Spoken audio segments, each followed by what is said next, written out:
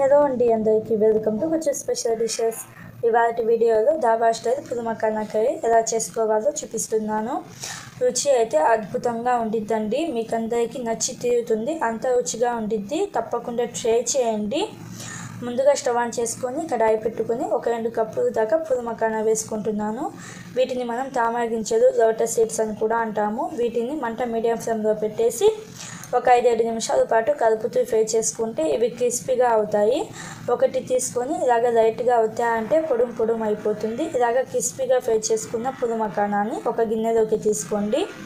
ఇప్పుడు అదే కడాయిలోకి ఒక 2 టేబుల్ స్పూన్ల దాకా నూనెను వేసుకొని 1 స్టార్ అనీస్, అలాగే 2 బిర్యానీ ఆకులు వేసుకొని 1 ఇలాచి, 3 లవంగాలు, దాల్చిన చెక్క, అలాగే జీలకర్ర ఒక 1/2 టీ స్పూన్ దాకా వేసుకొని ఒక పెద్ద సైజు ఉల్లిపాయను ఇలాగ బాగా సన్నగా కట్ చేసుకొని వేసుకోండి. ఉల్లిపాయలు కొంచెం పింక్ కలర్కి వచ్చిన తర్వాత ఒక 4-5 పచ్చిమిర్చిని సగానికి తుంచుకొని చీలికలుగా కట్ చేసుకొని వేసుకోండి. అలాగే అప్పటికప్పుడు ఫ్రెష్గా నూరుకున్న అల్లం వెల్లుల్లి పేస్ట్ 1 టేబుల్ స్పూన్ దాకా వేసుకొని అల్లం వెల్లుల్లి పేస్ట్ పచ్చి వాసన పోయేదాకా ఫ్రై చేసుకోండి. ఇప్పుడు ఒక మిక్సీ జార్లోకి ఒక 2-3 టమోటాలు కట్ చేసుకొని వేసుకొని మెత్తని పేస్ట్ లాగా గ్రైండ్ చేసుకొని పక్కన పెట్టండి. ఇక్కడ ఉల్లిపాయలు అనేవి మంచిగా ఫ్రై చేసుకోండి, అప్పుడే మనకి కూర అనేది రుచిగా ఉంటుంది. ఉల్లిపాయలు ఇలాగ మీడియం ఫ్లేమ్లోనే గోల్డెన్ కలర్ వచ్చేదాకా ఫ్రై చేసుకోవాలి. ఉల్లిపాయలు గోల్డెన్ కలర్కి వచ్చిన తర్వాత టమోటా ప్యూరీ వేసుకొని ఒకసారి బాగా కలుపుకొని మీడియం ఫ్లేమ్లోనే ఆయిల్ సపరేట్ అయ్యేదాకా ఉడికించుకోండి.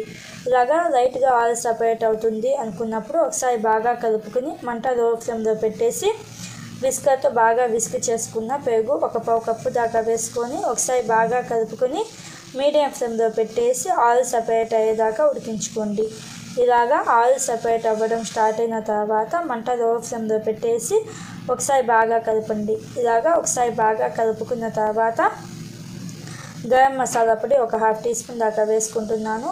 కారం నేను తక్కువే వేసాను, మీ రుచికి తగ్గట్టు కారం వేసుకోండి. అలాగే ఉప్పు ఒక 1/2 టీ స్పూన్ దాకా వేసుకుంటున్నాను.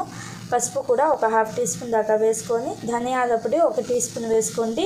అలాగే వేయించిన జీలకర్ర పొడి ఒక 1/2 టీ స్పూన్ దాకా వేసుకొని మంట లో ఫ్లేమ్లోనే పెట్టేసి ఒక 30 సెకండ్స్ లేకపోతే 1 నిమిషం పాటు బాగా కలుపుకొని వేయించుకోండి.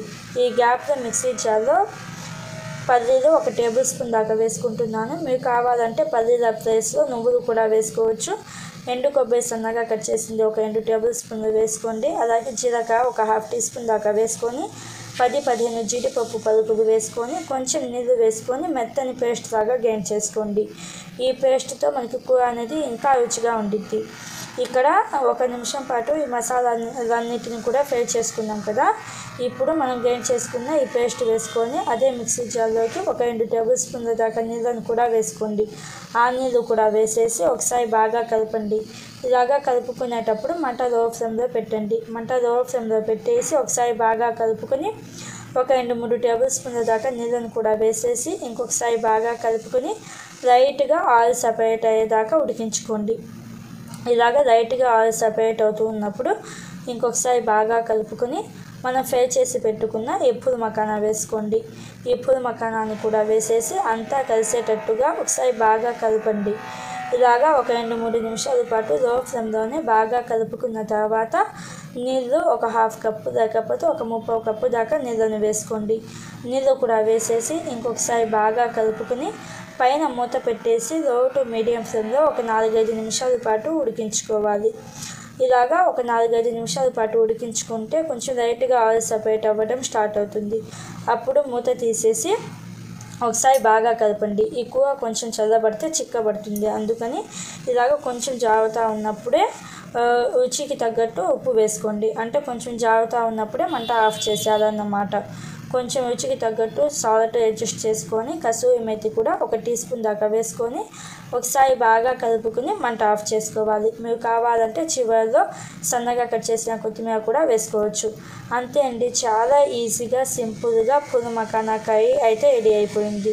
ఇంట్లో అందరికీ నచ్చి తీరుతుంది, చాలా రుచిగా ఉండిద్ది. తప్పకుండా ట్రై చేసి ఎలా అనిపించిందో చెప్పండి. Thank you.